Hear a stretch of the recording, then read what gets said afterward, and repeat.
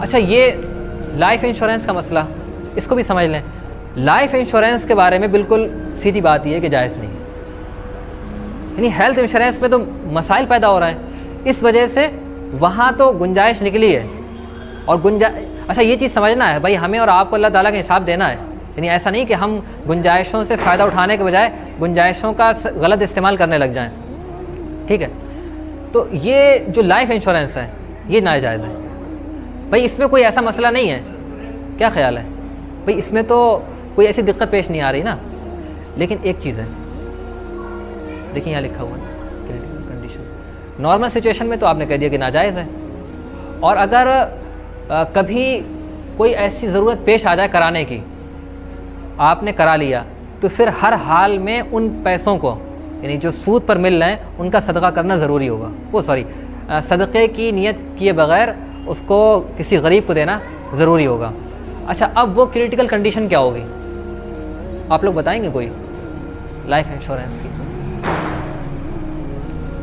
اگر کوئی آدمی انڈیا کے اندر لائف انشورنس کراتا ہے تو اس کو بعض مرتبہ انکم ٹیکس میں سہولت مل جاتی ہے, آسانیاں پیدا ہو جاتی ہیں. اور اس وقت انکم ٹیکس ہیں یا اور جو دوسرے ٹیکس ہیں, صحیح بات یہ ہے کہ وہ ظالمانہ ٹیکس ہیں. تو اگر کوئی آدمی ان کی سہولت کے لیے, ان سے بچنے کے لیے لائف انشورنس کراتا ہے تو اس کو لائف انشورنس کرانے تک کی تو اجازت ہے. دیکھیں یہ سمجھنے کی چیز ہے, لائف انشورنس کرانے کی اجازت ہے. پھر اس کے بعد جب آپ کو پیسے ملیں گے تو جو آپ نے پیسے بھرے تھے وہ تو آپ استعمال کر لیں. اس کے علاوہ جو پیسے ہیں وہ سارے کے سارے آپ کو بغیر ثواب کی نیت کے کسی غریب کو دینا لازم ہوں گے. اسی طریقے سے یہیں پر رک کر ایک اور مسئلہ سمجھ لیں, ایف ڈی کرانا. بھائی سارے لوگ جانتے ہیں حرام ہے, بالکل اس میں کوئی شبہ نہیں ہے ایف ڈی کرانا, کیونکہ اس میں آپ فکس اماؤنٹ ڈپازٹ کر رہے ہیں اور اس پر آپ کو نفع مل رہا ہے, حرام ہے. لیکن کبھی ایسا ہوتا ہے کہ وہ انکم ٹیکس کے مسائل پیدا ہوتے ہیں, انکم ٹیکس میں آسانیاں مل رہی ہوتی ہیں, تو پھر آپ انکم ٹیکس کے مسائل کی وجہ سے ان آسانیوں کے لیے ایف ڈی کرا سکتے ہیں. ٹھیک, لیکن وہ یہیں تک ہے کہ آپ کرا سکتے ہیں ایف ڈی, اور اس پر جو ریٹرن ملے گا اس کو آپ کسی بھی صورت میں استعمال نہیں کر سکتے, وہ آپ کے لیے بالکل حرام ہے. ٹھیک ہے, لیکن وہ چیز وہی ہے کہ انکم ٹیکس کے مسائل ہیں. ایک مسئلہ اس وقت انڈیا کے اندر خاص طور پر یہ بھی پیچیدہ ہے, دکان کا انشورنس, مکان کا انشورنس, فیکٹری کا انشورنس. اس وقت انڈیا کے اندر جو صورت حال ہے, آپ دیکھتے ہیں کہ گجرات کے اندر جو فسادات ہوئے, یعنی اصل مسئلہ وہی ہے کہ اس کے اندر سود بھی پایا جا رہا ہے, جوا پایا جا رہا ہے, انسرٹینٹی پائی جا رہی ہے, ساری چیزیں پائی جا رہی ہیں. لیکن اس وقت انڈیا کے اندر جو صورت حال بنی ہوئی ہے کہ بھائی کبھی گجرات کے اندر جو فسادات ہوئے تو مسلمانوں کے مکانوں کو تباہ کیا گیا, جو مالدار لوگ تھے ان کی دکانوں کو تباہ کیا گیا, پورے آبادیوں کو برباد کر دیا گیا. یہ آپ کہہ لیجئے اس وقت مظفر نگر میں ہوا, اور اب تو آپ دیکھ رہے ہیں کہ یہ فضا عام ہوتی جا رہی ہے.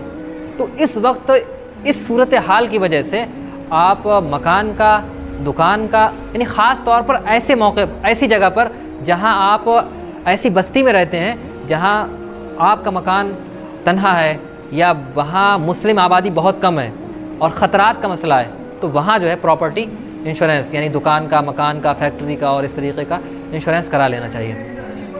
اچھا ایک مسئلہ اور سمجھیے, ابھی تو یہ ہوا کہ انشورنس کرا لینا چاہیے. اب جو ریٹرن ملے گا اس کا بارے میں کیا کہیں گے؟ اگر یعنی جو اجازت دی گئی ہے, جو اجازت دی گئی وہ کس بنیاد پر دی گئی؟ وہ فسادات کی وجہ سے دی گئی ہے نا. تو اگر کبھی نقصان پیش آیا اور آپ نے کلیم کیا, پیسے ملے اور وہ فسادات کی وجہ سے ہوئے تھے, تب تو آپ ان پیسوں کو استعمال کر سکتے ہیں. اور اگر کسی اور واقعے کی وجہ سے وہ دکان ہلاک ہو گئی, مکان ہلاک ہو گیا, فیکٹری برباد ہو گئی اور آپ کو پیسے ملے, تو پھر ان کا استعمال کرنا جائز نہیں ہوگا. ٹھیک ہے, کیوں؟ اس لیے کہ جو فسادات ہوئے تو فسادات میں حکومت کی ذمہ داری بن رہی تھی نا کہ وہ آپ کی مدد کرتی, آپ کا تعاون کرتی. اور یہ جو انشورنس کمپنی ہے یہ آدھی سرکاری ہوتی اور آدھی پرائیویٹ ہوتی ہے, تو اس وجہ سے آپ ان کا پیسہ لے کر اپنے نقصان کی بھرپائی کر سکتے ہیں. اور اگر یوں ہی کسی اور وجہ سے نقصان ہوا ہے تو پھر آپ نہیں کریں گے.